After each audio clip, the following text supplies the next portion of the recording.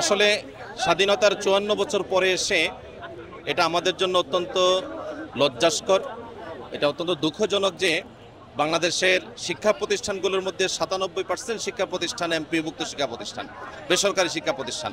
সেই শিক্ষা প্রতিষ্ঠানের শিক্ষকরা এসে শিক্ষা যেটা আমার অধিকার এবং এটা আমাদের অগ্রাধিকার, এই অধিকারটা শিক্ষকদেরকে বুঝিয়ে দেওয়ার ক্ষেত্রে শেষ পর্যন্ত এটা তামাশাই হচ্ছে।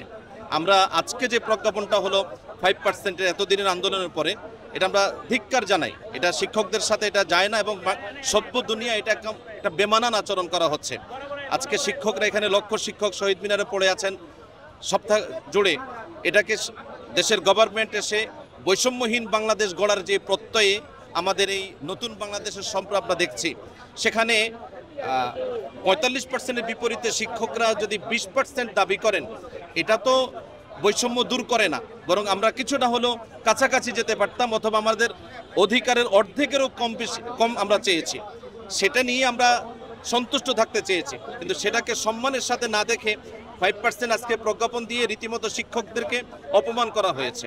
এই ৬ লক্ষ শিক্ষকের সাথে কোটি পরিবার জড়িত আছে, কোটি মানুষ জড়িত আছে। সেই পরিবারগুলোর সাথে সে মানুষগুলোর সাথে আজকে এটা তামাশা করা হচ্ছে। আমরা দৃঢ়ভাবে সরকারের কাছে দাবিটা করব যে সরকার যে ঘোষণা দিয়েছেন এই প্রজ্ঞাপন সংশোধন করতে হবে। এই প্রজ্ঞাপন অন্তত শিক্ষক নেতৃবৃন্দ যে দাবিটা জানিয়েছেন 10% আমাদেরকে এই মুহূর্তে কার্যকর করা হোক, বাকি 10% পরবর্তী বাজেটের সাথে সমন্বয় করা হবে, পরবর্তী বাজেট থেকে কার্যকর হবে। এতটুকু তো আমরা মানতে রাজি হয়েছি। আমাদের দেশে হাজার হাজার কোটি টাকার দুর্নীতি হয়েছে, সেটা আমরা হজম করি। আর যখন শিক্ষকরা এসে মাত্র ২,০০০ কোটি টাকার ২,৫০০ কোটি টাকার একটা বাজেট পেশ করেন, সেটাকে আমরা তখন বাজেট সংকট দেখাই, অর্থ সংকট দেখাই।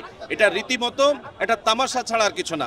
আমরা দৃঢ়ভাবে এটার প্রতিবাদ জানাই এবং আমার দৃঢ় বিশ্বাস যে শিক্ষকরা আজকে যে অচল অবস্থা তৈরি হয়েছে শিক্ষা ব্যবস্থায়, শিক্ষার সাথে সংশ্লিষ্ট দেশের যারা জড়িত আছেন, এবং আমার যতটুকু জানা এই বাংলাদেশের ইতিহাসে একটা ক্যাবিনেটে এই পরিমাণ অধ্যাপক আর কখনো ছিল কিনা আমি জানি না।